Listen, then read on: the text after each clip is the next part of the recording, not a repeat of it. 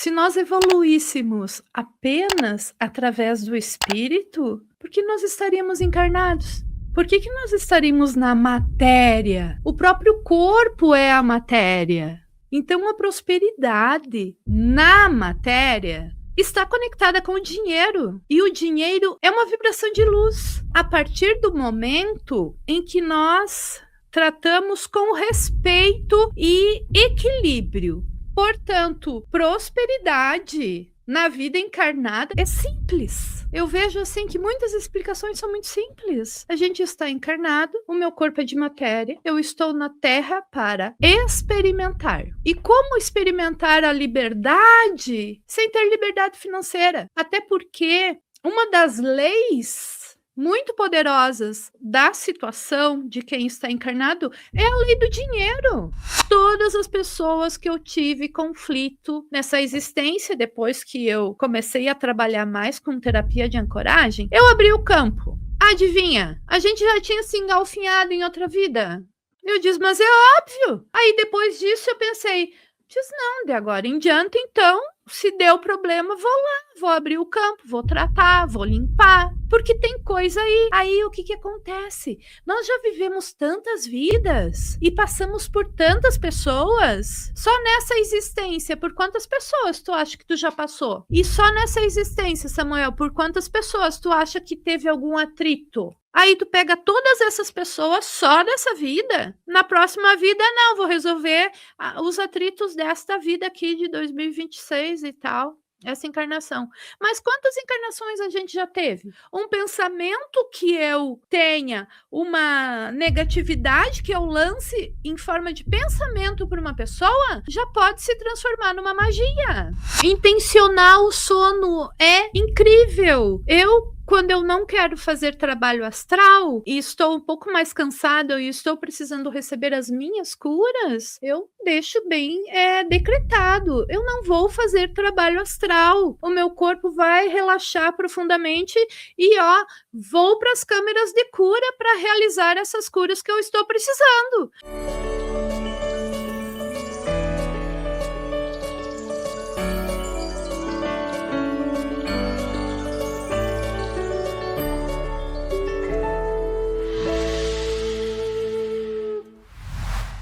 Qual a diferença entre ganhar dinheiro e sustentar a prosperidade na matéria? Qual o perigo espiritual da pessoa ficar sempre emprestando, pegando dinheiro emprestado, viver em dívida? E de que forma podemos lidar com a nossa luz e sombra? E existe luz e sombra também em interagir com a energia do dinheiro? Estas e outras perguntas serão respondidas por Viviana Arigon aqui na TV Consciência Próspera. A gente já começa com perguntas, porque todo mundo gosta do conteúdo direto de conexões aqui. Então, Viviana, super bem-vinda. E muita gente que acha que a prosperidade, assim, consciente, é só meditar, meditar, meditar e esperar que o dinheiro vai cair do céu. Qual é a maior ilusão que as pessoas têm sobre esse conceito ou sobre essa ideia? Agora eu medito e vem a lei da atração. Maná. Isto não é prosperidade. Nós estamos encarnados, Samuel. Carne, microfone, estantes, livros. Isto é matéria. Se nós evoluíssemos apenas através do espírito, por que nós estaríamos encarnados? Por que nós estaríamos na matéria? O próprio corpo é a matéria. Então, a prosperidade na matéria está conectada com o dinheiro. E o dinheiro é uma vibração, é uma vibração de luz. A partir do momento em que nós tratamos com respeito e equilíbrio. Existe um ponto em que Talvez eu saia um pouquinho do script logo no início, mas quando nós tentamos salvar alguém, quando tem alguém que a gente ama e essa pessoa está em dor e ela não nos pede ajuda e a gente salva, a gente está abusando do campo dessa pessoa, nós somos abusadores e a gente cria karma para essa pessoa se a gente ajuda sem ela pedir. Então, muitos karmas são criados a partir do equívoco. Portanto, prosperidade na vida encarnada, nós estamos encarnados. É simples. Eu vejo assim que muitas explicações são muito simples. A gente está encarnado, o meu corpo é de matéria, eu estou na Terra para experimentar. E como experimentar a liberdade sem ter liberdade financeira? Até porque uma das leis muito poderosas da situação de quem está encarnado é a lei do dinheiro. O dinheiro traz poder, traz liberdade, traz saúde, traz vida. Só que ele não precisa ser olhado pelo ponto de vista extremismo, aonde não, quem tem dinheiro são os poderosos, são os maldosos. Não é por aqui. É mais fácil um camelo passar pelo buraco de uma agulha do que um rico entrar no reino dos céus. É um equívoco completo a respeito do dinheiro. No entanto, esses equívocos, essas crenças escondidas atrás de palavras que são faladas ou pensamentos que não são trazidos à realidade, à consciência, como o dinheiro é sujo, isso é um equívoco. E são crenças que nos aprisionam, porque não há nada demais em ter dinheiro. Pelo contrário, que prosperidade ter esse estúdio. E um bom microfone. E uma boa cadeira. E uma boa água de coco. Mas que riqueza, mas que delícia essa riqueza. Então a riqueza faz bem. O que não podemos é abrir mão da ética consciencial a favor da matéria. A matéria que diz assim, propagandas no Instagram, propagandas de outras questões, assim. Você precisa tomar esta água de coco da garrafinha. Do contrário, porque esta tem valor. A água de coco, no coco não tem valor. Você precisa ter esse carro para ter valor.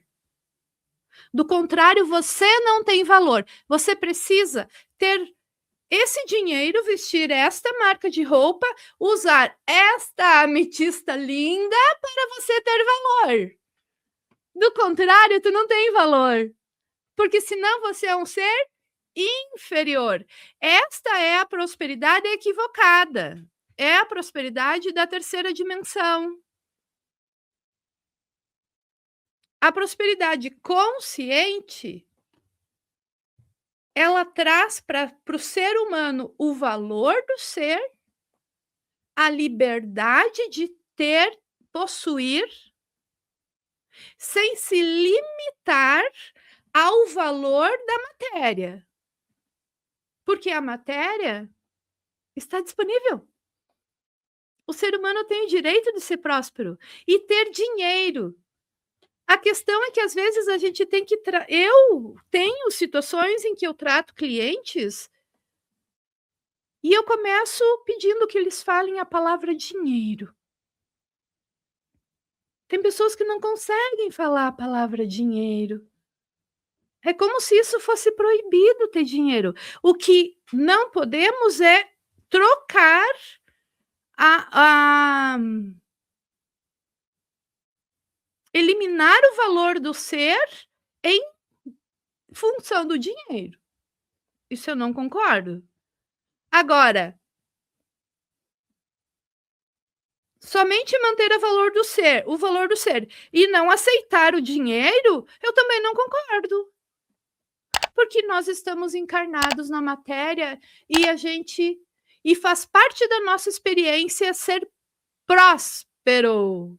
Mas a prosperidade nem sempre é sobre dinheiro. Prosperidade também é ter um ambiente de amor.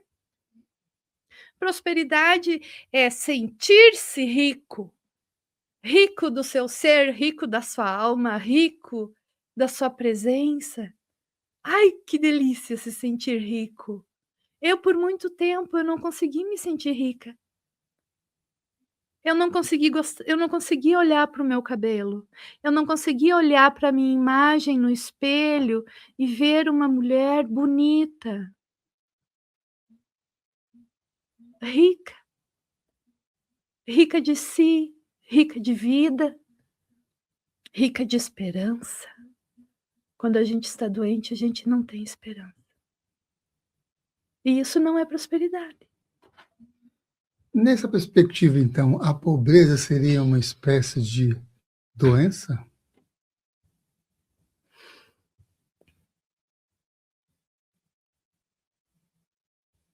Eu não consigo colocar em termos de o que é saudável, o que é doente. Porque todo ser humano está evoluindo de acordo com as suas capacidades. E pode ser que aquela pessoa que porventura, que é a grande maioria da população brasileira, ganha um salário mínimo, mas ela faz o melhor que ela pode, com as condições que ela teve, com a disponibilidade de estudo que ela teve, e que ainda assim ela consegue ter esperança na vida e viver dentro dessa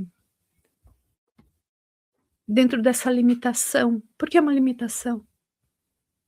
Se ela quiser viajar para a Ametista do Sul, para conhecer as minas de ametista, ela não consegue. Ou talvez consiga, mas com muito esforço.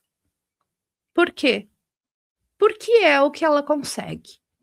Eu gostaria de viajar para a Europa uma vez por ano. Eu não consigo ainda.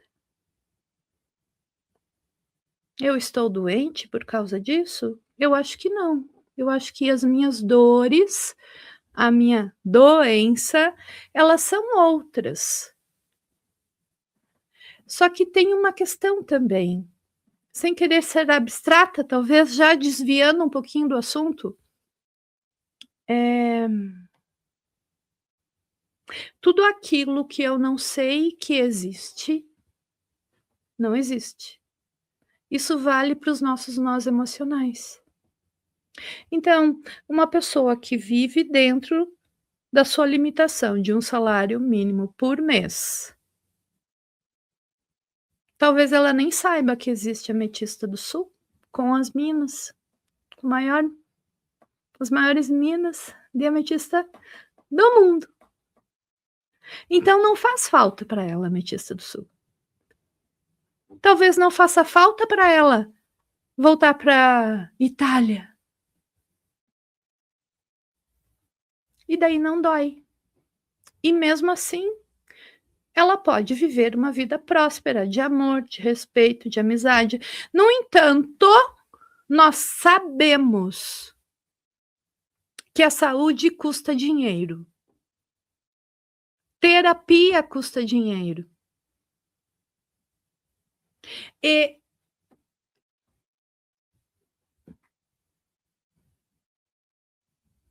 não é em nenhum ponto errado cobrar bem pela terapia. Eu cobro bem, pretendo dobrar o valor. Porque eu sei o que eu faço. Mas à medida em que eu tenho os meus clientes e vou avançando. Então, às vezes, não criando um estereotipo em volta da pobreza, mas é que a pobreza tem muitos pontos. O que é pobreza? É pobreza de não ter dinheiro? Ou é pobreza intelectual? De não ter estudado e não se desenvolver intelectualmente? Ou é pobreza de espírito? Ou é pobreza de coração? De ser mesquinho? Então a pobreza tem muitos viés. Eu falei pelo olhar do dinheiro, mas a pobreza de dinheiro limita. Ter dinheiro traz liberdade. Não para comprar aquele carro caro que está na vitrine, mas poder comprar se eu quiser. Mas não quero. Eu escolho o que eu quero comprar, mas eu tenho liberdade financeira, então dinheiro também é libertador, traz liberdade. O que tu acha? Fantástico essas colocações e conexões ligadas a isso, né? A pergunta veio baseada, inclusive, de um autor chamado Bob Proctor, que traz essa visão de que a humanidade tem uma lente, a lente é uma coisa que eu já compartilho, específica, que você pode ver o mundo de uma maneira ou de outra. Ele fala com outros exemplos, mas é, de certa forma, uma lente que a gente utiliza que vai achar que isso é importante ou não é importante, e aí vai trazer um equilíbrio das saúdes. Aí, saúde física, saúde financeira, saúde emocional, saúde espiritual, né? Saúde em todos os sentidos. Mas eu vou entrar por outra conexão também, que acho que vai bem interessante, ligado ao processo dessa energia da prosperidade. Existe uma linha tênue entre pensamento positivo e também a positividade tóxica, principalmente no meio e na fala mais espiritualista e espiritual do ser em si. Como saber se a pessoa está manifestando aquilo que ela tem um intento e está expressando no seu melhor, ou está apenas se alienando da realidade financeira, ou está fora das conexões? Porque tem pessoas que vivem uma vida que falam que eu não me preocupo com nada disso de questões financeiras, o meu negócio é só expressar expressar e ponto, acabou. Quando a pessoa só quer é meu ponto de vista, tá? Meu humilde, maravilhoso ponto de vista, porque é meu. E eu tenho direito de gostar do que é meu. E eu troco de ponto de vista assim, ó, rapidinho também.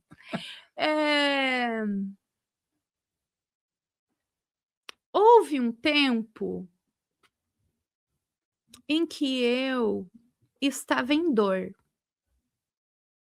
Ainda tem um pouco de dor, né? Essa história aí de quem é espiritualista está curado. Ai, estou quebrada, preciso me curar. E depois eu vou para a vida. Não é por aí o caminho. E quando eu estava muito em dor, e por um longo período de tempo, eu meditava. Eu fazia teta, ia para o Criador. Eu tratava a crença todos os dias, 2 vezes por dia. Eu cheguei a fazer uns cadernos de listas de crença que chegaram a 4.000 crenças. Estão guardados. E eu colocava meus cadernos. E funcionaram, viu? Eu colocava os meus cadernos para tomar sol, porque eu não aguentava mais canalizar a crença e tratar a crença. Aí você me diz, isto é espiritualidade? Espiritualidade tóxica, né, meu amor? Por quê? Porque quando a vida está ruim na matéria, no dia a dia, qual a melhor saída? Vamos meditar e ficar lá em cima, nos níveis, lá na 12ª, lá nas 8ª, lá na 7ª, vamos para as naves. Eu sei fazer isso. Rápido, subo e desço e vai, mas desço também quando precisar. Respondi? Ou enrolei? Respondeu. O que é mais difícil? Limpar crenças limitantes de quem nunca teve dinheiro nesta encarnação, ou tratar a escassez de quem tem muito dinheiro na conta, mas vive com medo de perder? Eu não consigo te responder com essa segmentação, porque é mais difícil tratar crença de quem não quer tratar crença. Tem gente que paga a sessão, que delícia, e vai na sessão e trata as crenças. Tem gente que a gente disponibiliza sessão social e a pessoa não quer tratar. Então, difícil é aquela pessoa que não quer tratar as crenças. E eu vou te contar uma. Quando eu comecei... Por que o sol do caderno funciona? Eu vou testar com você depois, se você quiser. Eu descobri o seguinte, que a gente trata a crença, onde foi que isso começou? Pelo Theta Healing e vai e tal. Hoje eu trabalho mais com ancoragem, porque eu tratei tanta crença que chegou um momento em que teve um dia que eu passei por uma experiência. Quando a gente toca um local que está em dor, a gente consegue acessar a memória de dor daquele local. Só que eu fiz isso para uma sobrinha minha que estava com dor na coluna. Ela estava começando a correr. Hoje ela já fez meia maratona, mas na época ela fazia 5 quilômetros. Coloquei a mão, sobrinha, eu querendo salvar ela, né? Ela nem tinha me pedido. Fui lá, deixa que a tia te salva. Coloquei a mão na coluna dela, fui para uma cena, em 10 minutos isso. E anotei as crenças, porque ela não queria fazer a sessão. Perceba, a pessoa mais difícil para tratar crença é aquela que não quer. Mas para mim foi uma experiência muito importante. Anotei todas as crenças, então tá bom, vou limpar suas crenças amanhã. Ótimo, ótimo. No outro dia, eu fui testar as crenças, não tinha mais. Deram negativas. E daí eu percebi que trabalho da minha equipe, com certeza. Minha não, equipe da ancoragem, equipe do criador, equipe. Tem coisas que eu não consigo explicar. Que quando eu canalizo crença de uma pessoa ou de um grupo e essas pessoas autorizam eliminar essas crenças, a crença sai. À época, eu falei com a minha mentora sobre isso e ela disse assim: Viviana, milagres. Porque eu queria entender, eu era muito intelectual, na elucubração. Milagres a gente não entende, a gente só aceita. Pois então, eu te digo isso, crença, meu querido. A gente pode fazer uma lista de crença depois. Tu diz, Viviana, pode eliminar? Beleza, durante o sono tu vai dormir, no outro dia pode testar que não tem mais a crença. É bonito isso, né? E começou com os meus cadernos, que eu comecei a canalizar a crença. E aí eu digo assim, ó, eu colocava os cadernos no sol, não era o sol que tratava as minhas crenças, mas culminou nisso. E eu vou te dizer, eu não ganho dinheiro fazendo isso, porque eu não sei como ganhar dinheiro tratando crença sem tratar crença. Se quiser, me dê uma dica. Para eu ser mais próspera sem trabalhar. Ai, que ótimo. Vai pegar essa conexão aí do caderno no sol, hein? Ah, Talvez. né? Agora, uma coisa que é importante, que eu gosto também de comentar aqui é um programa de consciência próspera, que nasceu no dia 9 de março de 2010. Então, mais de 1.000 convidados já passaram por aqui, compartilhando suas ideias, seus conhecimentos, suas inspirações, suas conexões todas.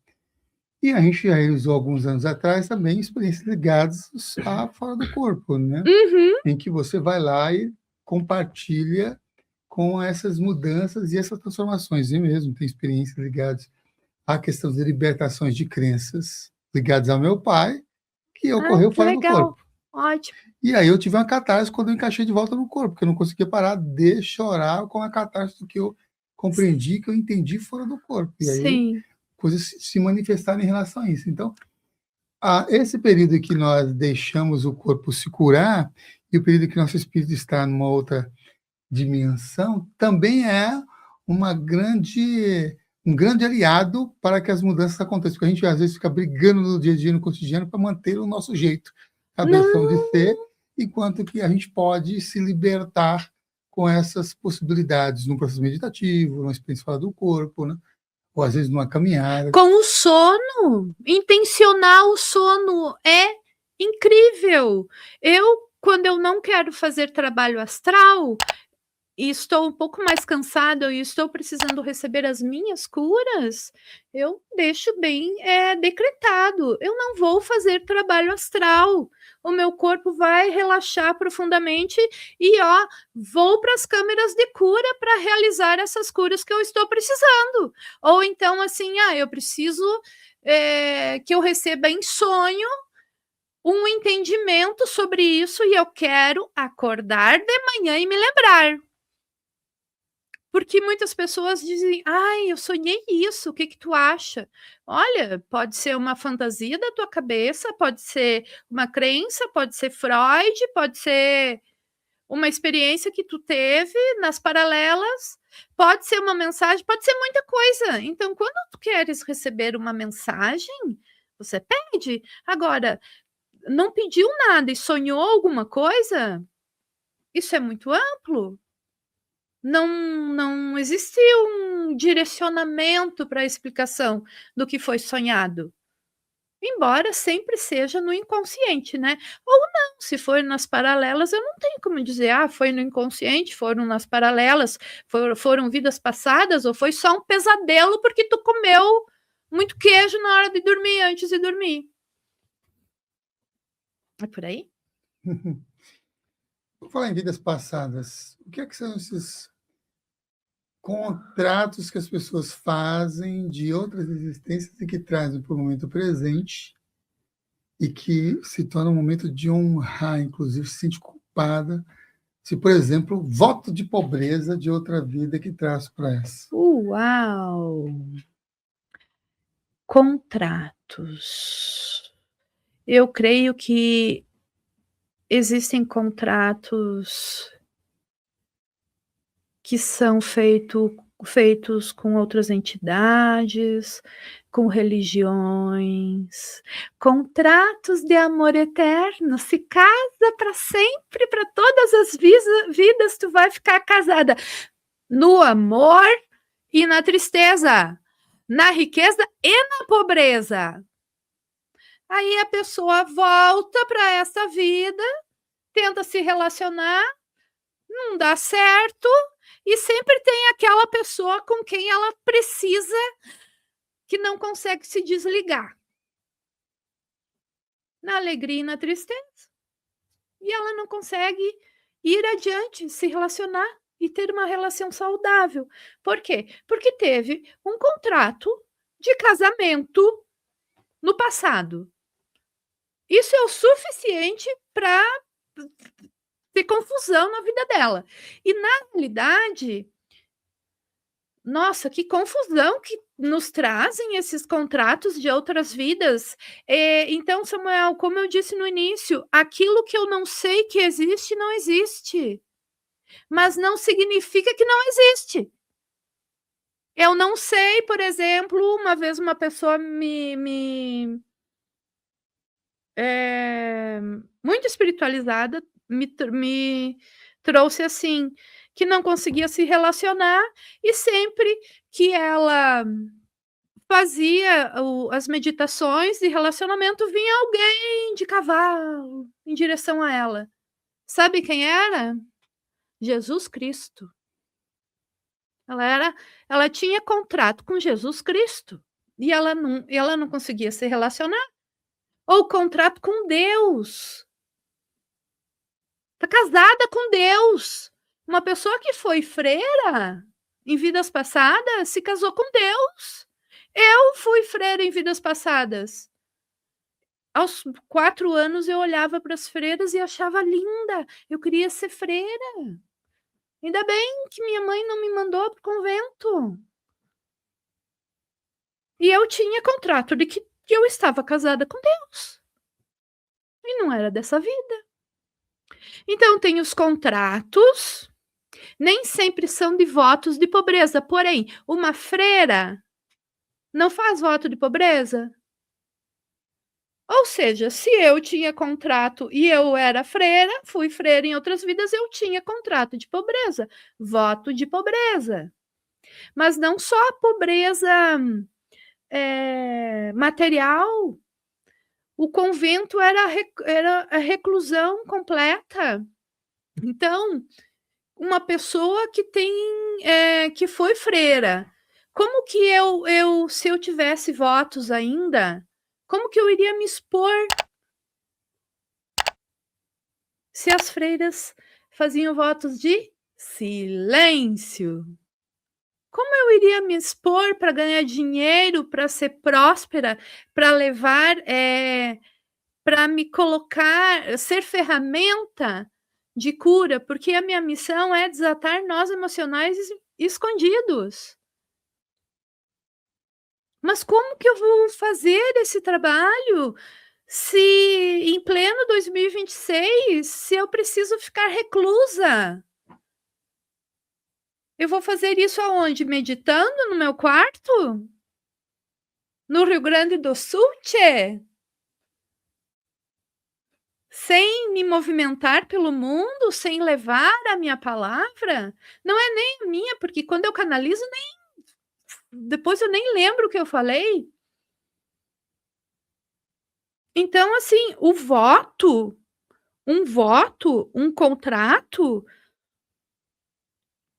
ele tem contratos que são mais profundos. Quando duas pessoas têm alguma situação difícil, ou, por exemplo, assim, tem contratos que se tornam karma. Por exemplo, Viviana, criança, em vidas passadas. Mamãe fica doente, falece. Viviana, criança, quando a mãe xingou, disse: Viviana, fica quieta. E eu derrubei a panela lá e quebrei os copos e perdi a sopa da janta. Mamãe falece logo depois e eu fico me sentindo culpada por ter feito aquilo e ela me xinga. É capaz disso ter acontecido, porque se eu estou falando, as coisas não são bem por aí comigo. Eu vou pensar que eu estou em dívida com a minha mãe morreu porque eu derrubei a sopa. Porque eu era criança, minha mãe me xingou, ela disse: Viviana, olha o que tu fez, que não sei o que não sei o que.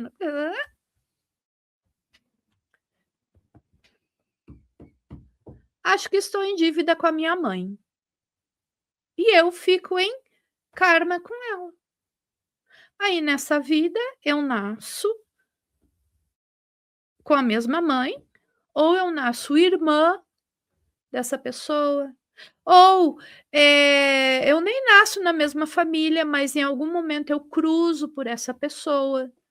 E como eu estou em dívida, por exemplo, se eu estivesse em dívida contigo de outras vidas,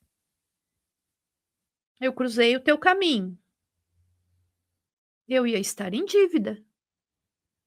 Qualquer coisa que daqui a pouco você fosse pedir para mim, Dizer, Viviana, cancelei o horário agora, tá? Eu sinto muito.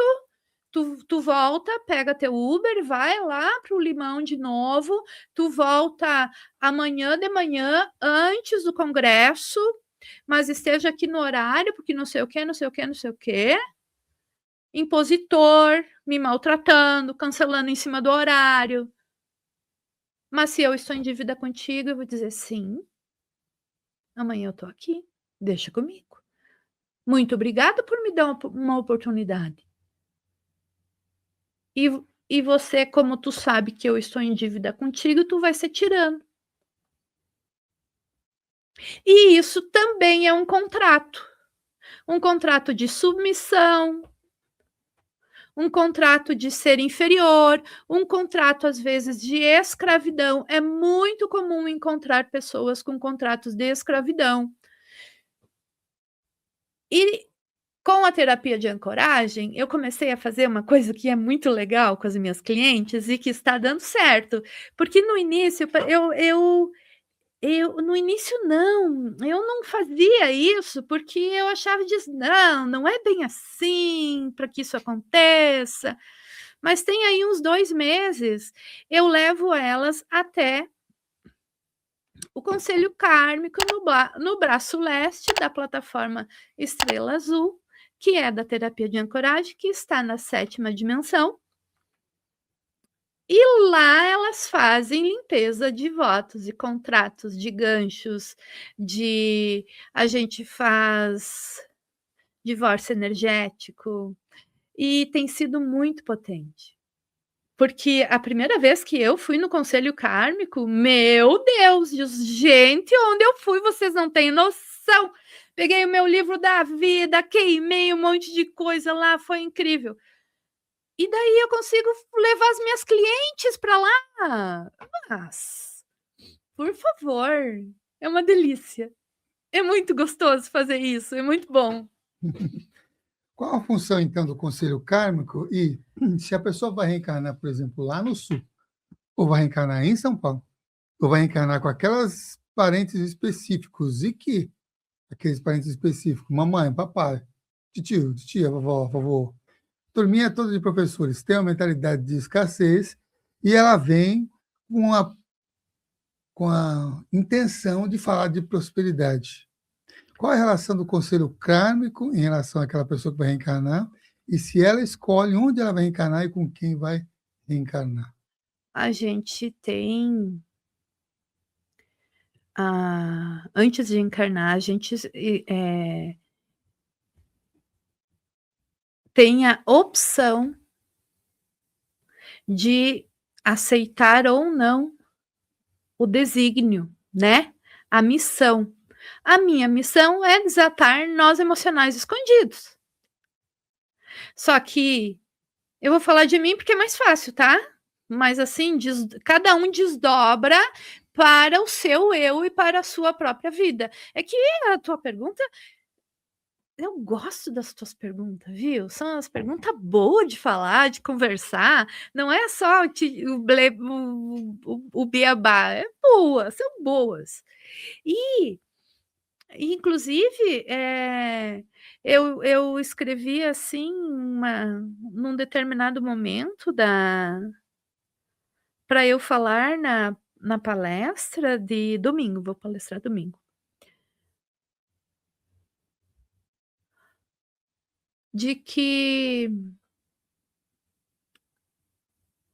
Viviana, antes de eu encarnar, haverão momentos de tanta dor na tua vida que tu vai desejar não ter nascido. E haverão momentos tão lúdicos e sublimes que tu vai ter vontade de viver para sempre.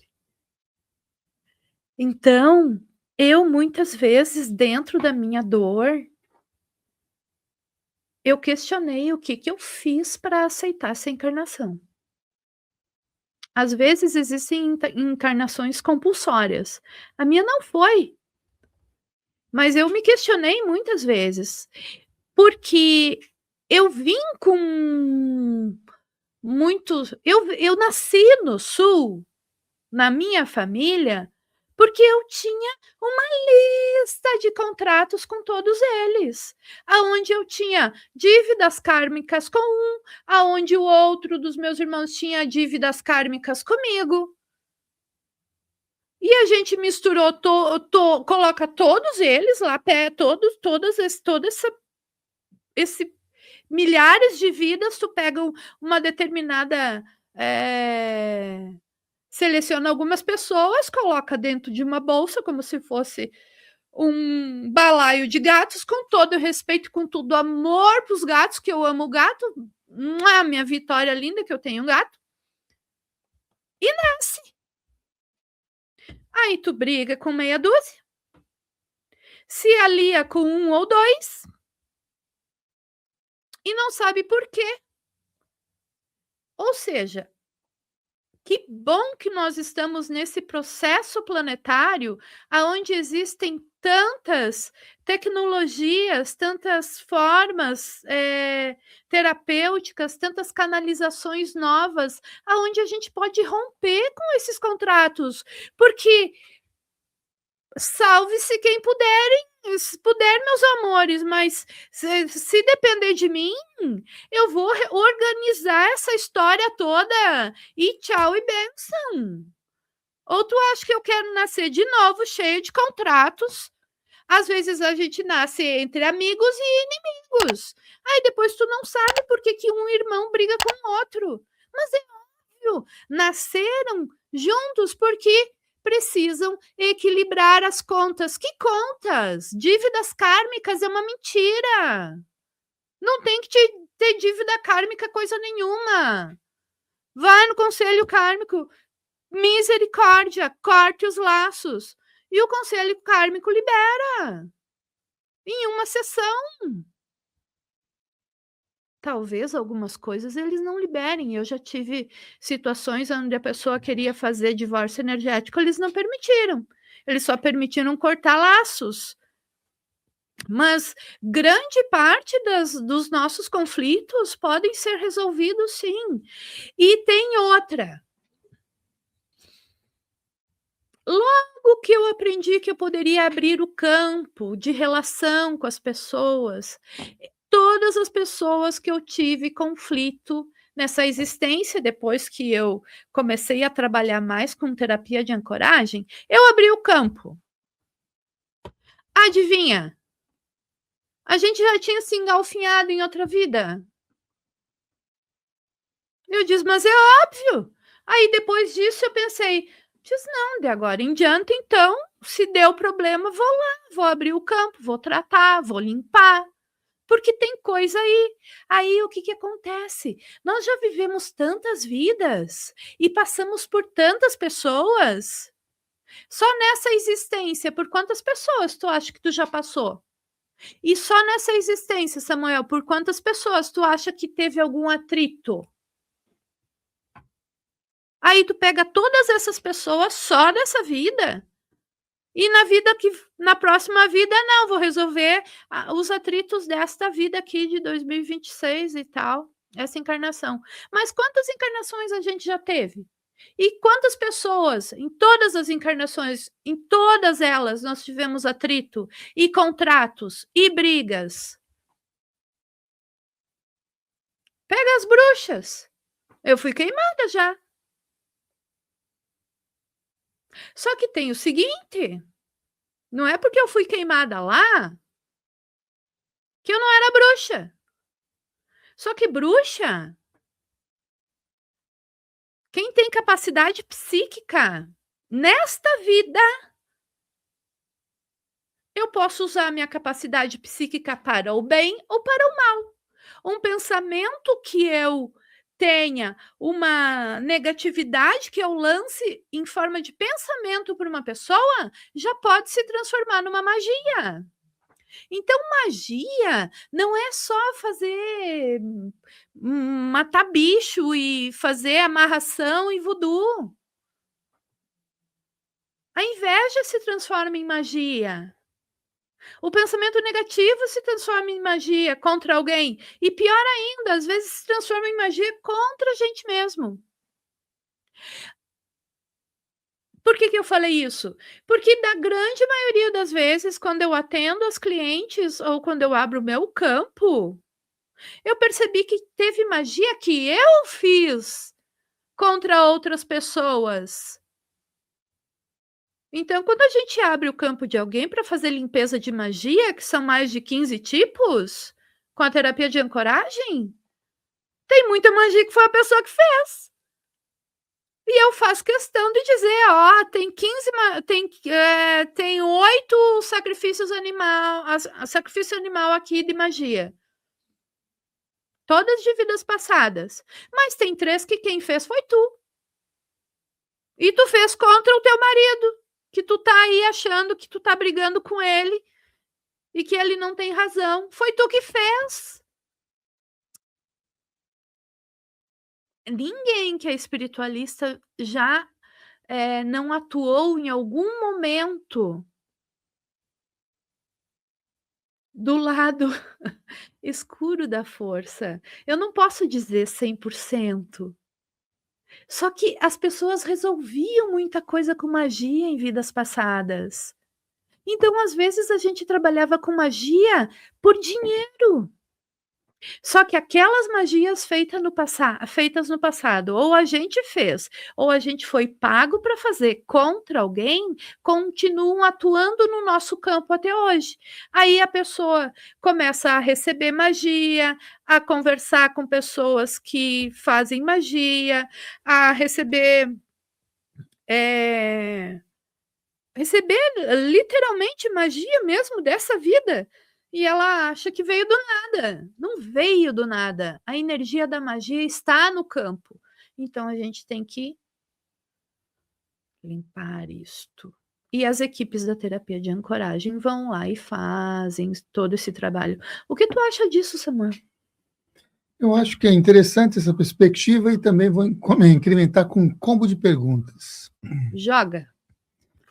Já que falou de magia, magia de amarração funciona? É um ponto, que esse é ligado a relacionamentos normalmente, em sua grande maioria. E o outro é, existe uma herança espiritual? Tá chutando minha Me câmera? desculpa, eu percebi que eu fiz isso. Existe uma... O que eu tô falando? Existe uma herança espiritual, uma herança espiritual da escassez, ou uma família. Ela pode carregar uma maldição, uma magia de padrão de falência por gerações, e que só por ela reencarnar ali já pega todas essas entre aspas, maldições? A maldição? Eu vou responder primeiro a primeira pergunta. Amarração funciona? Funciona.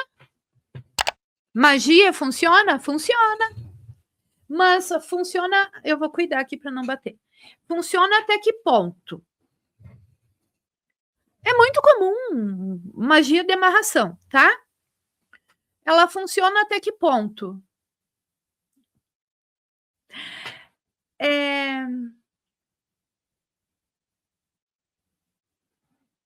Quando uma pessoa quer se desvencilhar ou se separar de uma pessoa, de um namorado, e ela tem uma magia de amarração de outras existências com essa pessoa, fica muito difícil para ela se separar. É comum que a pessoa queira se separar da outra e ela passa por muito sofrimento. Ou que ela se separa, encontra uma nova relação e daqui a pouco volta para a relação antiga e não sabe por que não consegue se separar.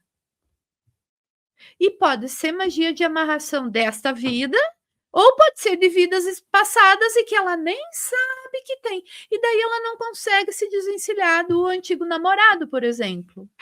Já tratei isso também. E é óbvio que funciona, não tem dúvida. Agora, o que é magia, por exemplo? Grande parte das magias, elas têm entidades enviadas pela sombra, como obsessores, entidades viscerais.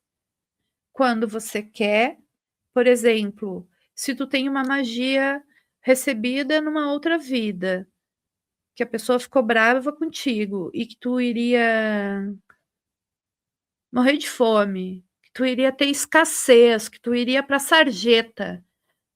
Existem magias que fazem isso, né? De vidas passadas. É enviado o quê para o campo dessa pessoa? Entidades, obsessores, que vão ficar interferindo. Inclusive, a pessoa acha que está pensando algo e quando na verdade foi interferência da sombra. Então, por que é obsessor? Porque ele não respeita o teu livre-arbítrio. Por que é magia? Porque não respeita o livre-arbítrio do outro. O que é uma amarração? Amarração, a pessoa. Se eu recebo amarração com uma outra pessoa, mas nesta vida eu sou soberana, sou livre, sou Deus. Essa amarração respeita o meu livre-arbítrio? De liberdade? Não. Então é magia. Então, tudo o que diz respeito ao livre-arbítrio, muitas das questões são magísticas. E a segunda pergunta era sobre a maldição dos ancestrais. A maldição existem dois olhares sobre a nossa ancestralidade. Tem uma das questões que pode ser maldição. Por exemplo, há 10 gerações atrás,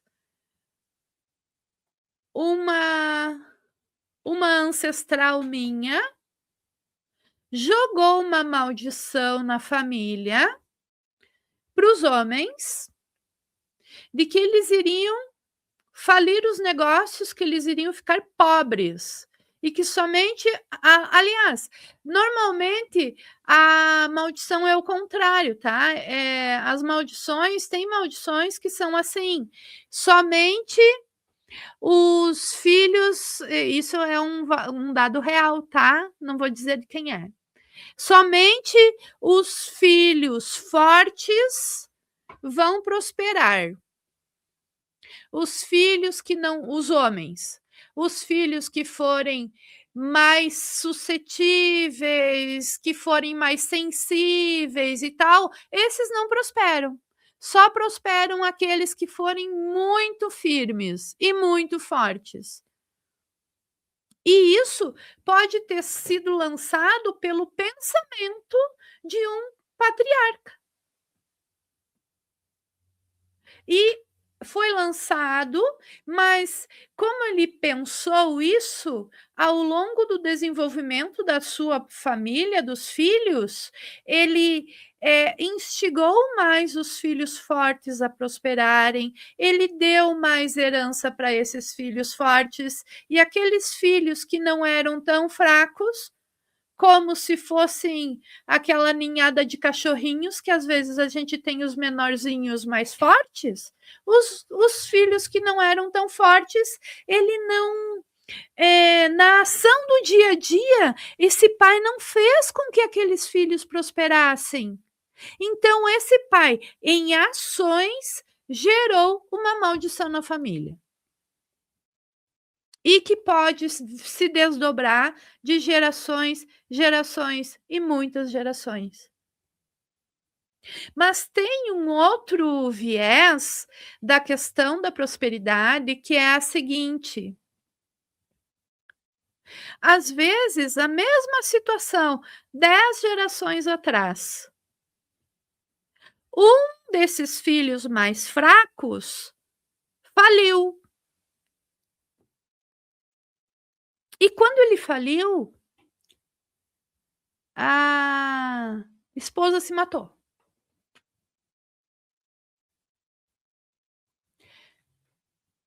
O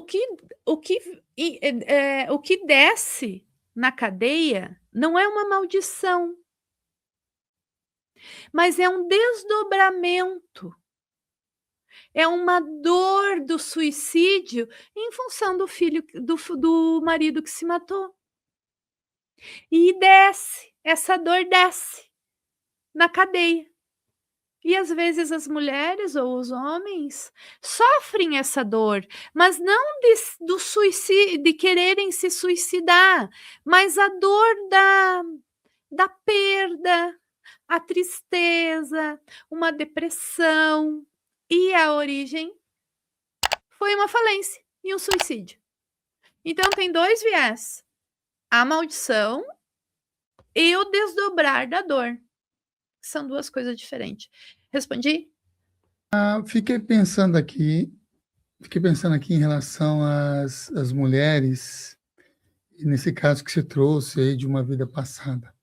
Mas vou voltar para um ponto mais atual. No ponto desses nós emocionais que você citou.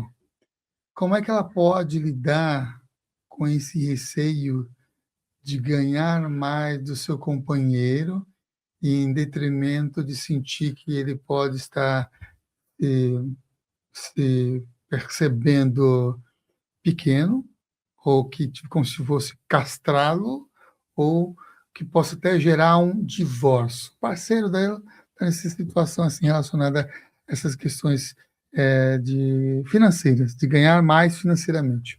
Como é que ela pode quebrar, então, esse nó é possível quebrar esse nó sem destruir o relacionamento ou manda os dois para terapia? Sem quebrar o nó do casamento? Não, sem destruir o Claro. relacionamento.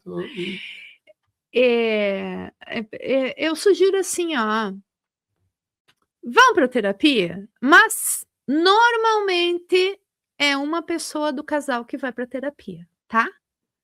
Aí o que eu digo? Às vezes eu já trabalhei essa questão com homem e com mulher. Eu olho para a pessoa que está à minha frente e digamos que tu representa o João, meu cliente. E João, sinto muito. É você que vai ter que lidar com essa situação e fazer o equilíbrio. Porque fulano não está na minha frente, quem está é tu. Então aquele que consegue e que vai para terapia, vai ter mais responsabilidade, sim, porque quem tem mais consciência é aquele que tem que levar a consciência para a família. Faz parte do pacote. Ou você se divorcia, ou você faz o meio de campo, conversa com o teu parceiro,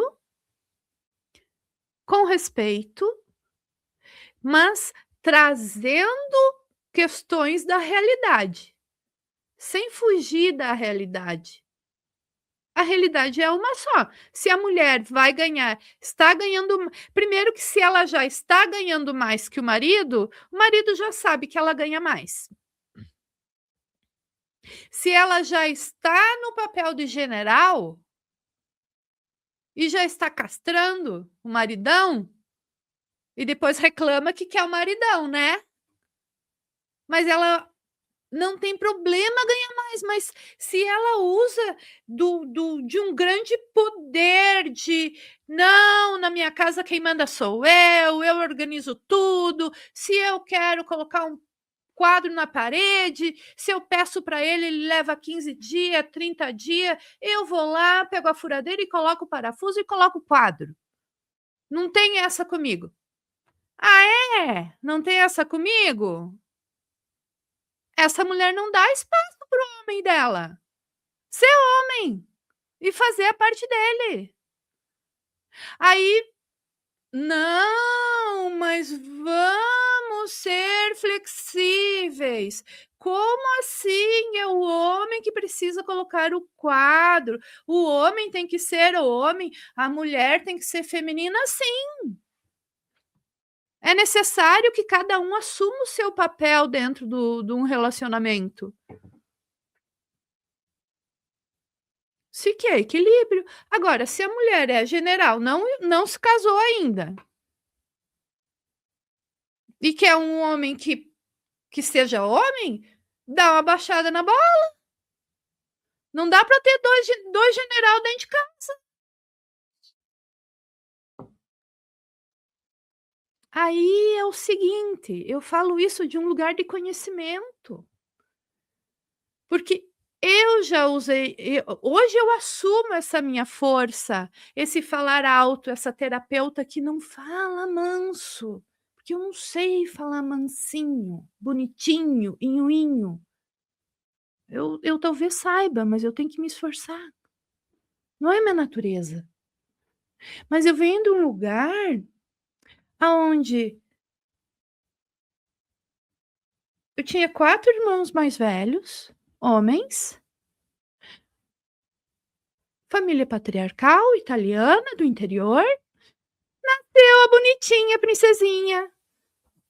Só que a princesa se sentiu inferior e achou que se fosse igual os irmãos mais velhos, generais, seria amada. Eu passei parte da minha vida tentando me transformar no que os meus irmãos eram. Eu fiz engenharia.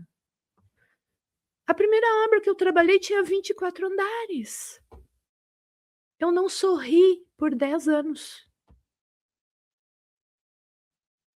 E eu colocava ordem em todo mundo. E era homem, só homem. Diziam assim, as primeiras vezes que eu fui procurar estágio, não, a gente não aceita mulher em obra, só homem. À época. E eu fui trabalhar em obra. Então, olha o que eu me transformei para trabalhar em obra. Eu me transformei. Então, a mulher, a minha parte feminina, ela foi murchando, murchando, murchando, murchando. Vou te dizer que eu tinha namorado na época. Noivei, inclusive. Aí murchou. Aí depois eu percebi e disse, gente, tem alguma coisa errada. Mas eu cabelo, o semblante, eu tinha um aspecto feminino, mas a minha força era era descomunal. Mas eu precisei me transformar nisso. Eu era ótima para empresa, né? Bah, pensa na mão de obra boa. Teve uma das obras que tinha 168 homens ao mesmo tempo. E todos, a hierarquia superior era minha. Eu resolvia tudo. Tudo passava por mim. Aí, eu era uma ditadora. Então, essa mulher, é óbvio que os homens que se aproximavam de mim, eu reclamava. Porque não eram fortes o suficiente. Mas acontece que no equilíbrio da relação, digamos que o topo é aqui, então o equilíbrio é aqui, mulher, homem, equilíbrio. Eu estava aqui, não tinha espaço para o homem ser grande, porque eu não dava espaço. Então, meus amores, mulheres que querem um homem dentro de casa, tem que dar espaço para o homem ser homem. E isso inclui botar o quadro na parede. E sabe o que a gente faz quando ele não coloca? Deixa o quadro lá até ele colocar. Quem está na terapia é que vai fazer o meio de campo e vai conversar e vai diz: olha, meu amor, eu não consigo colocar esse quadro, põe ali para mim. É igual abrir o pote. Óbvio que eu sei abrir um pote de conserva, mas se tem um homem do... Pode ser um irmão, um sobrinho, não sei o quê. Abre para mim. Eu fiz aniversário agora, há pouco tempo. Eu chamei um sobrinho para assar carne no meu aniversário e que coisa bem boa. Agora, pergunta se eu sei assar churrasco. É óbvio que eu sei. Mas não. Gente, tu quer humilhar um... Não, eu acho que é uma humilhação uma mulher assar um churrasco quando tem um homem. Eu acho que é uma humilhação para o homem. Eu não vejo, é um contrassenso. Assar um churrasco é uma atividade masculina, né.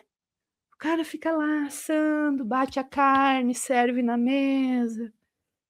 Eu sou o cara. Diz: "Bah, o churrasqueiro acertou". Não, vai dizer. Respondi ou enrolei? Respondeu. Ai, ai. Vamos entrar por uma questão aqui ligado à reclamação, já que você trabalhou com tantos homens. Eu fico imaginando se houve muitas reclamações, mas também agora eu vou pagar por um período de a pessoa em si, né? Como é Fala. que o vício em reclamar, ele altera a biologia e altera também a frequência de uma casa e de uma empresa como essa, por exemplo. Uma pessoa, dos seus cento e poucos funcionários, 20, 30% estivesse reclamando de você ser ditatorial nesse sentido. O que acontece com a energia da empresa? E aí voltamos para quem está nos acompanhando também. E o que acontece se começa também pessoas dentro de um ambiente da casa a reclamar isso vibracionalmente, biologicamente, energeticamente? É, a reclamação, ela vamos começar pela empresa. Funcionário que reclama da empresa: "Ah, eu tenho que ir lá trabalhar segunda-feira, meu Deus, que difícil. Ai, que horrível. Ai, fica 5 minutinhos a mais, tudo é difícil". Esse funcionário, ele está completamente conectado com a escassez e com a pobreza. Por quê? Porque o salário vem da empresa, como que ele não valoriza? É como se eu estivesse com sede, você me oferecesse água,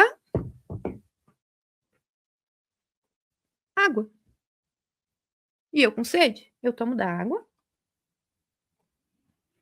reclamo da água porque a água tem gosto de água, é insípida. Mas eu tenho sede, e você que me dá água. Eu vou reclamar da água, porque quando eu reclamo da água, eu reclamo do chefe, supondo que você é o chefe que me dá água. Então essa pessoa está completamente conectada com a escassez. A gente sabe que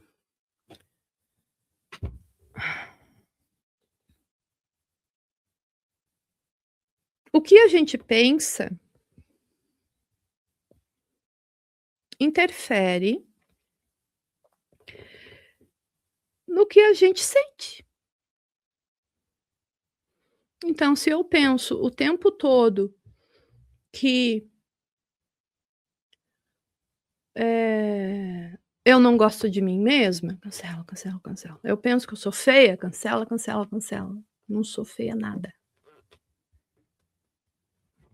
Eu vou pensar tantas coisas ruins sobre mim, que eu vou me sentir triste, o estresse vai, eh, ser informado para o meu corpo, e o meu corpo vai reagir. Então, como que é quando a gente está feliz? O peito abre.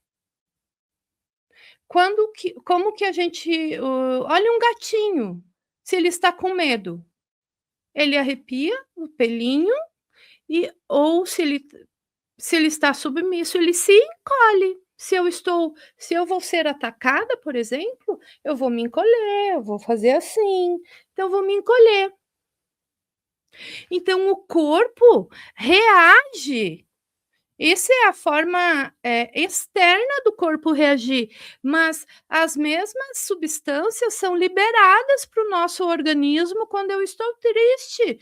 Tanto é que, o burnout, por exemplo, é o estresse. E o que é o estresse? O excesso de tensão, a pressão de fazer as coisas, de trabalhar demais, de não poder descansar. Essas plantas que tem aqui são perfeitas. O que que é uma planta? A gente olha para a natureza, e em qualquer elemento da natureza pode ter um tronco caído, musgos, alguns capins, uma árvore. E a natureza? Ela é perfeita. Raízes aparecendo ou não. Então, a natureza traz o equilíbrio. E em qualquer situação que a natureza esteja da forma com que ela se expressa, ela traz equilíbrio. Se tu olha para um mato, tanto é que existem banhos de floresta que as pessoas falam que 30 minutos, 15 minutos junto de um ambiente arborizado faz a pessoa relaxar. Por quê? Ela entra em equilíbrio. Então, quando a gente está tenso, medo, todos os hormônios negativos e o corpo, em algumas situações, eu creio que o câncer vem disso, de um desequilíbrio intenso, a ponto das células começarem a se desenvolver e não conseguirem se equilibrar.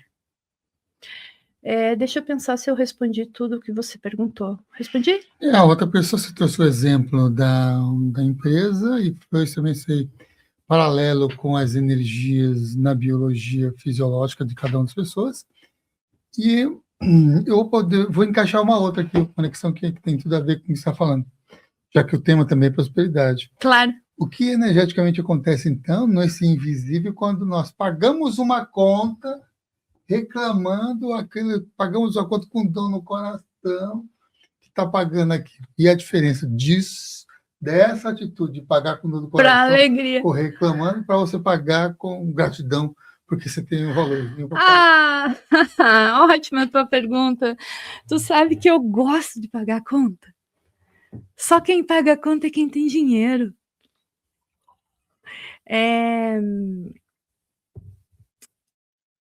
Quando, por exemplo, vamos novamente ao copo d'água.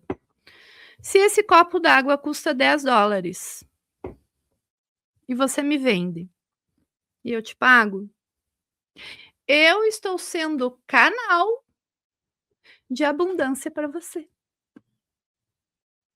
Então, toda vez que nós pagamos uma conta, a gente é canal de abundância para o próximo. Não é uma coisa linda? E quando a gente recebe, o outro é canal de abundância para a gente. Então, tem duas questões aí. Gostar de pagar, mas aceitar receber. Quando eu recebo de uma cliente, o que eu digo? Recebo com amor. Quando alguém me dá os parabéns, o que eu digo? Recebo com amor e gratidão.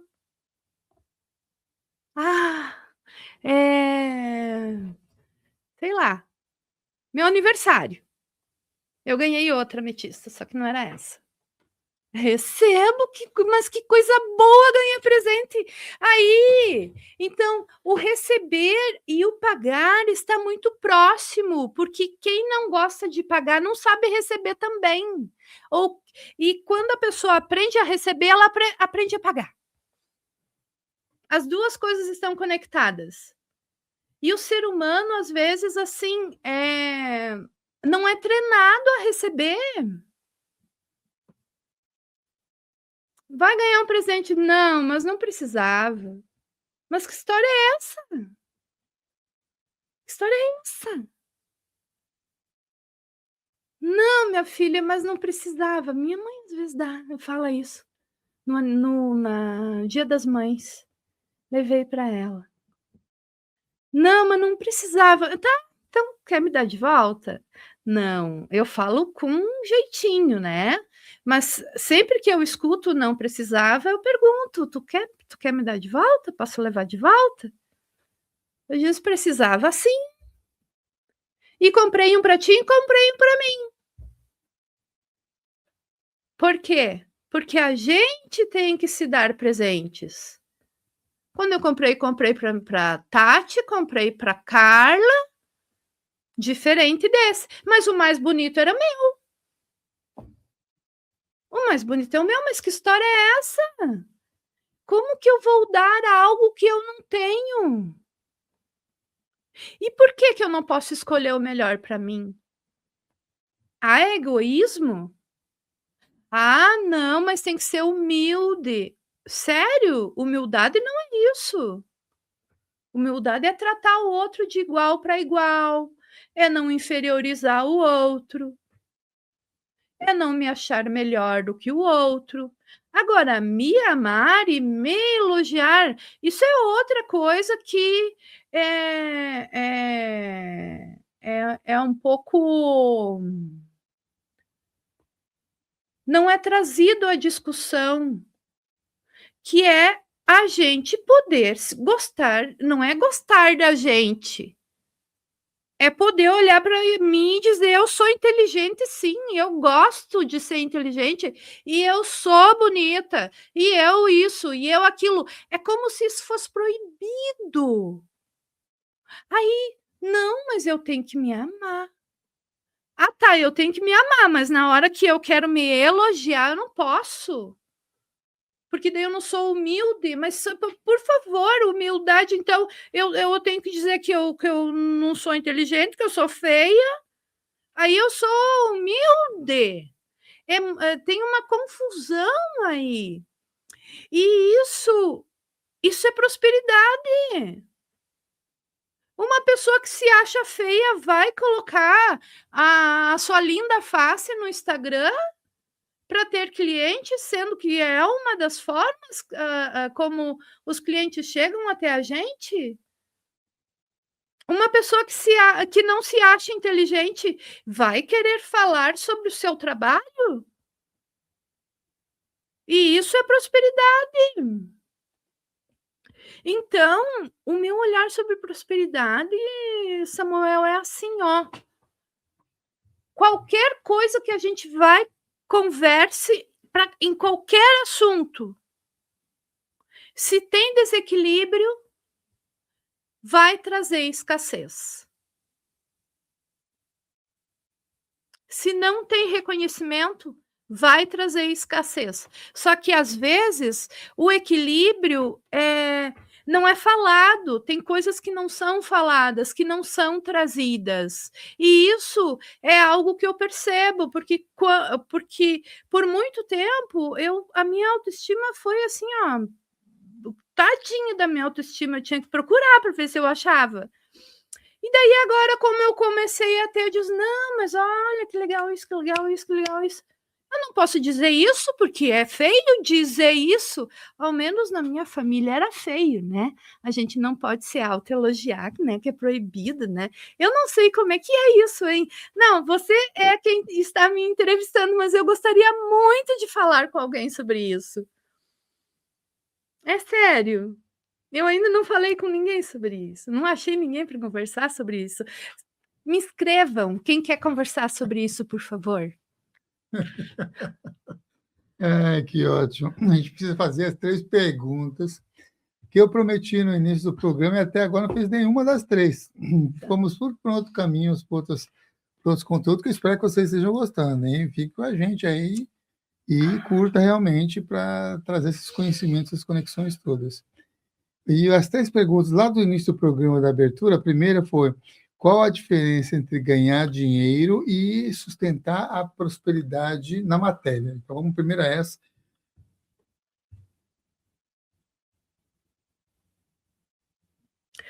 Sustentar a prosperidade na matéria está bastante conectado com ter dinheiro. Não vamos ser hipócritas. No entanto, não é o suficiente. A prosperidade é mais do que isso. Eu posso, uma pessoa que somente tem muito dinheiro,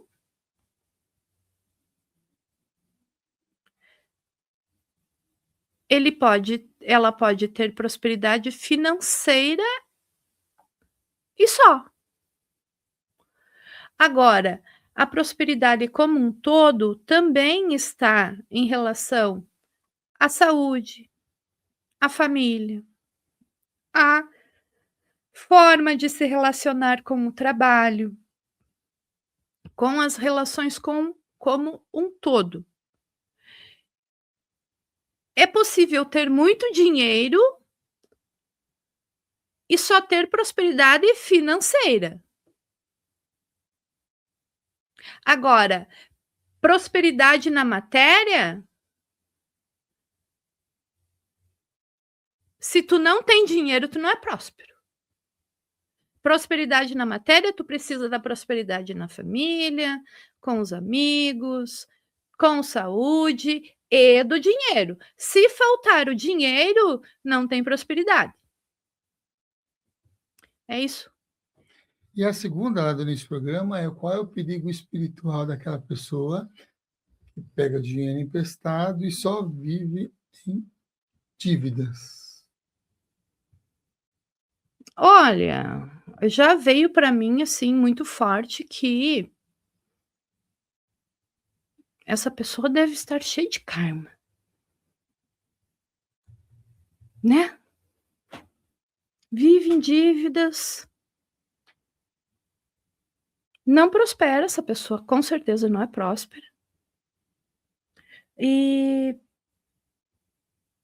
dívidas, dívidas dívidas que ela honra, tudo bem.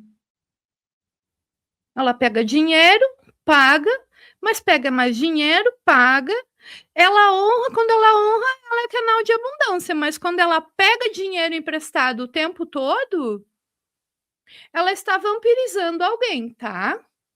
Ela está drenando a energia de alguém. Porque dinheiro é energia. Se a pessoa está sempre pegando dinheiro emprestado, me ajuda, por favor, é porque essa pessoa é um ser que pensa que não consegue salvar a si mesmo. Todos nós somos capazes de salvar a si mesmo. Se eu preciso que o outro me salve, se eu preciso que o outro me dê dinheiro porque eu sou incapaz de produzir riqueza, eu estou achando que o outro tem que me salvar. Aí, quem está emprestando dinheiro está criando dívida kármica para essa pessoa, porque essa pessoa, tu está salvando alguém, mesmo que ela peça. A gente não tem que salvar ninguém. É claro, por amor, as pessoas fazem muitas coisas.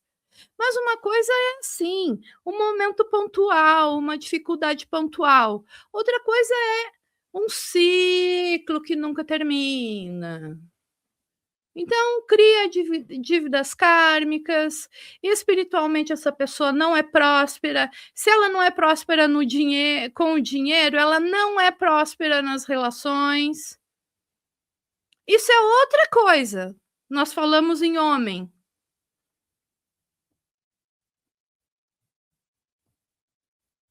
Homem inteiro é próspero. Não que a mulher tem que ter esse estereotipo de escolher alguém não por quem a pessoa é, mas só pelo dinheiro que ele ganha. Não é nesse estereotipo. Faz parte da masculinidade ganhar dinheiro. Você mesmo perguntou antes, e se uma mulher está ganhando mais dinheiro que o cara? Eles vão ter que conversar, organizar as coisas, para o marido não começar a se sentir inferior, para ela não ser um general, porque não é porque ganha mais que precisa ser um general dentro de casa. Agora, a prosperidade é necessária, tanto para a mulher quanto para um homem. Aí a mulher trabalha, o máximo que consegue ganhar é R$ 1.000 sem julgamento, tá, meus amores? É só um exemplo. Ganha R$ 1.000 por mês. E acha que vai casar com um homem próspero que ganha 1 milhão por ano. É um contrassenso. Não é assim que funciona, a não ser que sejam castas familiares aí, que eu não sei nem explicar como é, mas é um contrassenso. Uma pessoa que não é próspera esperar uma pessoa que é próspera. Quem não é próximo, uma mulher que não é próspera, meus amores, bora acordar para a vida. Não vai se relacionar com um homem que é próspero. O homem próspero não vai querer alguém que não é próspera. Quem discordar, me avisa que eu faço contraponto. Faça isso nos comentários, então, tá bom? Eu vou aproveitar, não vou fazer a terceira pergunta, não, porque me veio de fazer uma outra relacionada a essas questões da energia do dinheiro em si. Qual a sua visão sobre doar dinheiro e sobre o dízimo? Dízimo para quem? Para a igreja? Ou instituição, ou algum projeto, ou algo desse tipo. Tá, instituições, projetos, tudo bem. Agora, igreja não, né, meus amores?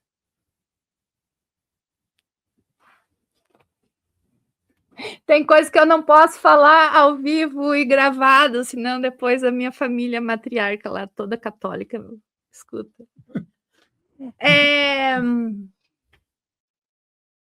Eu vou dizer o seguinte: quando eu ficar bilionária, eu vou fazer doações também. Talvez eu resolva construir uma universidade e dar bolsa para algumas pessoas e para muitos. Tá tudo bem? Se eu tiver muito dinheiro, eu faria isso, mas eu vou fazer em nome com aquilo que eu tenho admiração.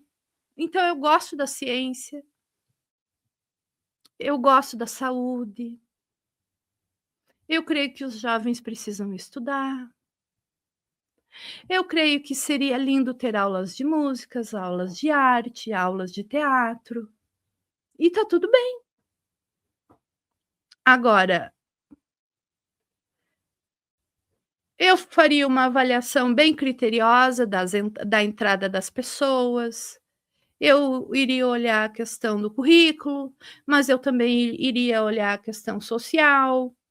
Eu iria, na verdade, eu ia criar uma série tão complexa de indicadores que talvez eu ia ter que formar primeiro uns professores para aplicar os indicadores para mim. E tá tudo bem. Se tu me diz assim, por exemplo, bolsa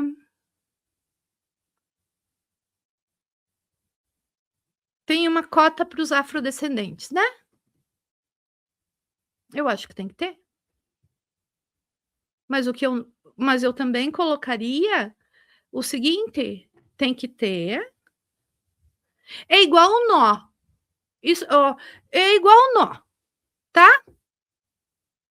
Aqui a gente está colocando cota para os afrodescendentes, tá? O nó tá aqui atrás. Distribuição de renda, não é distribuição de renda, mas oferta de trabalho digno, oferta de uma forma de capacitar as pessoas. Por quê? Porque quem não tem trabalho digno, não frequenta o mesmo nível de escola, não tem, está em vulnerabilidade social, como é que eu vou querer que ela concorra com quem não passou por esses problemas? Então, assim, a gente resolve aqui na ponta. Então, eu não, o dízimo não faço. Mas a gente resolve aqui. Pode ter as instituições, mas só que sem perder o olhar lá de trás. Porque o nó está muito mais atrás do que aquilo que a gente enxerga na frente. Enxerga no raso. Enxerga no que está no espelho. É por isso que eu trabalho com desatando nós emocionais invisíveis. Os visíveis estão aqui na frente. Agora, olha para aqueles lá de trás que ninguém vê. De que forma se relaciona, é a terceira pergunta lá da abertura do programa, de que forma se relaciona luz e sombra com a energia do dinheiro? Luz e sombra, tem dias que eu não penso sobre isso, que eu não tenho olhado mais para esse viés.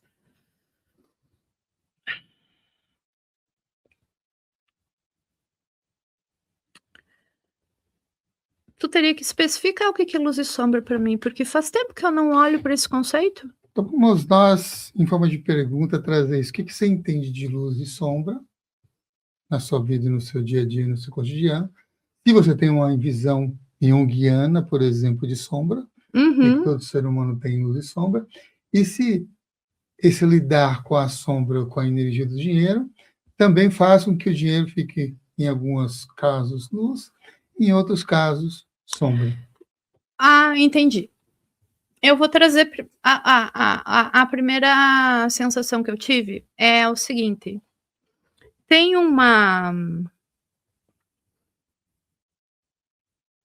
nos últimos tempos, eu cheguei à conclusão de que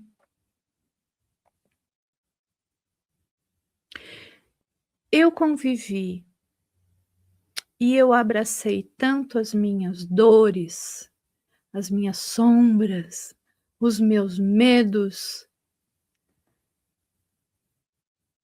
de que eu estava mais acostumada com isso do que com a minha própria luz.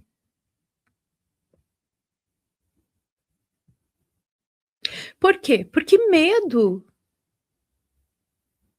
num olhar daqui a pouco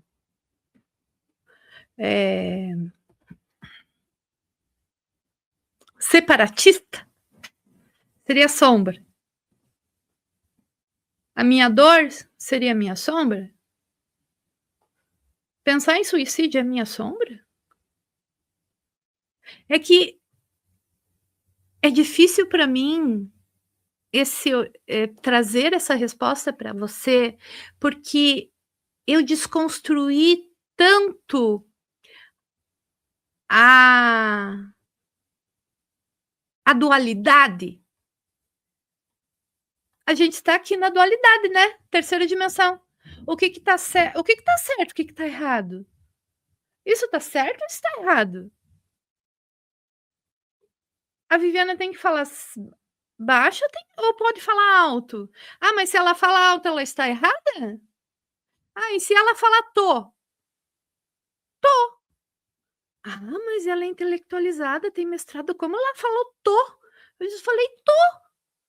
Eu vivi tanto tempo, por tanto tempo, eu estou há tanto tempo no interior, onde tem pessoas que são mais coloquiais e mais simples, que eu adaptei a minha linguagem e eu falo tô com frio. Aí eu estou certo ou estou... Isso é certo ou errado? É sombra ou é luz? E o conceito de luz e sombra é da terceira dimensão. Luz e sombra, certo e errado. Porque o que é certo, o que é errado? Ah, mas tu não chegar atrasado é errado. É errado. Mas aí, se eu sei que é errado, sempre que eu precisar separar entre luz e sombra, certo e errado, quente e frio, tipo assim, entre o escuro e a sombra, qual a degradê de cinza? E toda vez que eu precisar separar, eu vou julgar. Não, mas olha como ela é escura, como ela reclama. É um ser escuro das sombras. Ela pode até reclamar, até ser das sombras, mas quem sou eu para julgar que ela reclama? Que situação está passando essa pessoa que ela reclama tanto? Que situação está passando essa pessoa em que tudo que ela fala, tudo que ela pensa, ela reclama, tudo que ela vê é ruim. Se ela ganhar uma fatia de bolo de chocolate, ela vai reclamar que está muito doce. Mas se eu dou o chocolate e ela reclama, eu julgo que ela reclama. Eu sou melhor que ela para apontar o dedo? Eu estou achando que eu sou a bolachinha recheada, dou um pedaço de chocolate para uma pessoa e ela não gosta porque é doce. E eu estou me achando muito boa, né, por ofertar um pedaço de chocolate para ela. E ela reclama e daí eu julgo ela. Então, assim, eu meio que contradisse aí um pouquinho o que tu falou, mas eu não gosto muito da história de luz e sombra. Eu vou te falar assim, até obsessor, na hora de recolher obsessor, eu não brigo com o obsessor. A gente recolhe com respeito. Dinheiro vibra em que dimensão?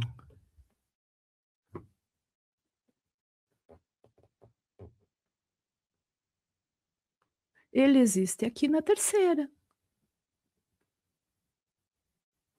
Agora, a vibração é outra história. Eu existo na terceira dimensão, a minha consciência vai para a quinta, vai para a 12ª, desce para a terceira, então a minha consciência fica variando, e cada vez que ela varia a minha vibração. Então a vibração do dinheiro agora, eu vou ter que fazer uma pesquisa na IA. Olha, o dinheiro na minha mão, meu Deus do céu, ele voa. Gente, deixa eu pensar. O dinheiro vibra. Dinheiro é da terceira dimensão. Depende. Dá para botar no sol o dinheiro para ver se aumenta a vibração. Viviana, Ai, foi difícil de responder essa. Quero agradecer a todos que estão nos acompanhando. Aqui o contato, deixa eu colocar aqui o contato da Viviana, que tem o Instagram, é isso? Deixa eu ver. @Viviana Rigon. É isso aí, @Viviana Rigon, tudo junto no Instagram, está passando aqui embaixo. Fala para a gente que trabalho você desenvolve, se é presencial, se é online, que as pessoas podem te achar para os assuntos e os temas que você desenvolve, para eles saberem também. Está aqui embaixo passando, Viviana Rigon, tudo junto. As pessoas podem me achar no @Viviana Rigon. O celular é 55996004060. Eu tenho uma comunidade no Hotmart, que é Prospera 5D, aonde eu trabalho limpeza de crenças, assim, na mágica. E também faço limpezas com terapia de ancoragem, que é limpezas das sombras, né? As magias todas, as entidades viscerais. Ixi, é tanta coisa, meus amores. Os vampiros energéticos.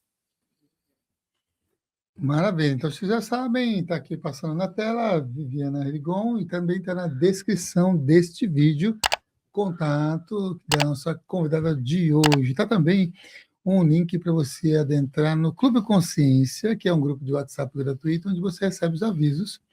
Só os administradores aqui mandam mensagens do Consciência Próxima.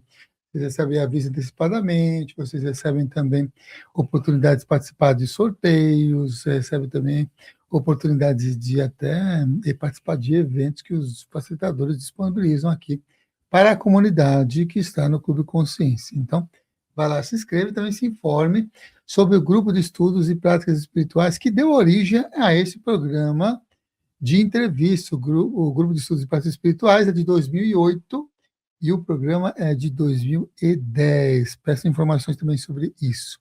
Agradecer mais uma vez aqui a Tati Pinheiro, que foi quem indicou, juntamente com a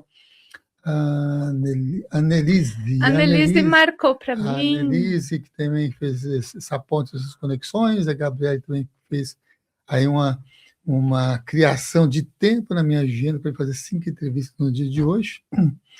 E essa é a 5ª entrevista de hoje. Espero que vocês tenham gostado também dessa nossa conexões e conteúdos aqui com a Viviana Rigon. E como a gente se faz, convidamos a convidada para compartilhar a sua mensagem final, antes de subir aqui a nossa vinheta. Então, vamos lá com a mensagem final com a Viviana Rigon. Tu tem uma música de fundo ou não? O YouTube, ele... Não, melhor não. Então, eu vou repetir essa mensagem lá no congresso.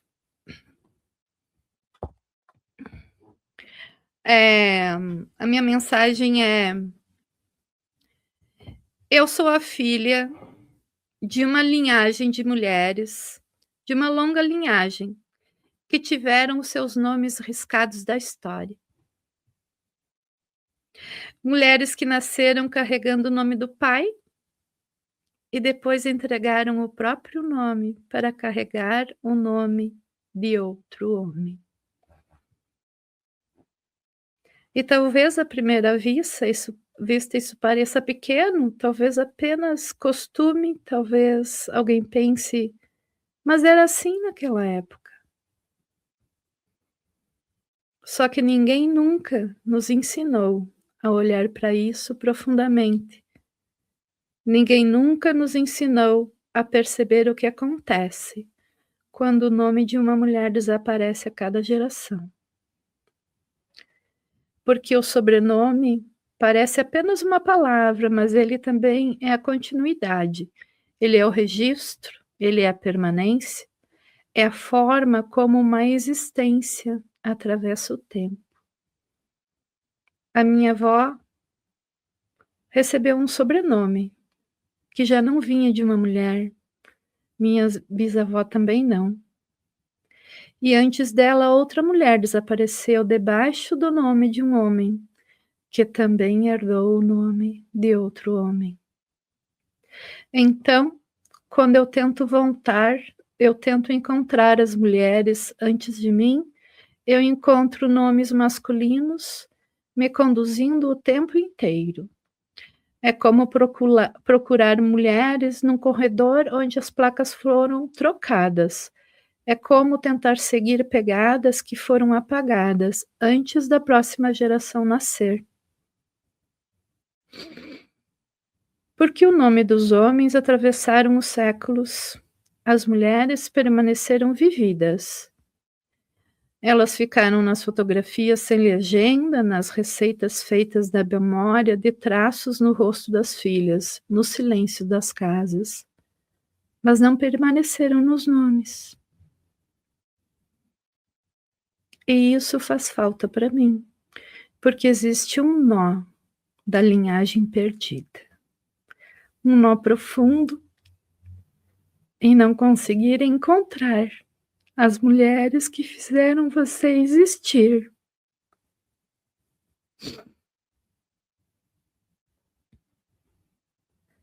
Existe uma dor muito silenciosa em perceber que você consegue seguir a linhagem dos homens por gerações, mas perde as mulheres no meio da história. Como se elas tivessem sido apagadas lentamente, para que outros nomes sobrevivessem. E aquilo que não é visto não existe. Por isso, essa dor existe. Ela é real.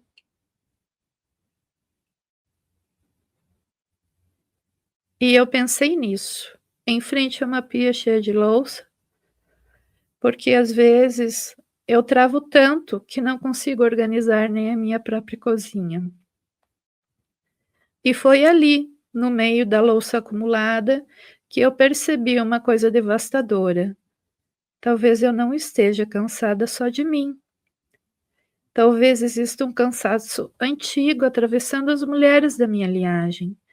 Um cansaço de mulheres que sustentaram tudo, enquanto desapareciam dentro delas mesmas.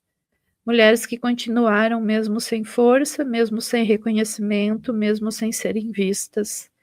E talvez seja por isso que tantas mulheres sentem culpa ao prosperar. Porque durante séculos nos ensinaram a desaparecer. Nos ensinaram que amar era apagar a si mesma. Que pertencer era entregar o próprio nome, que sobreviver exigia silêncio. Então nós crescemos tentando ocupar o mínimo de espaço possível. E nenhuma prosperidade floresce num corpo que acredita que precisa desaparecer para ser amado. Talvez seja por isso que desatar nós emocionais dói tanto, porque eles não começaram em nós, mas talvez possam terminar em nós.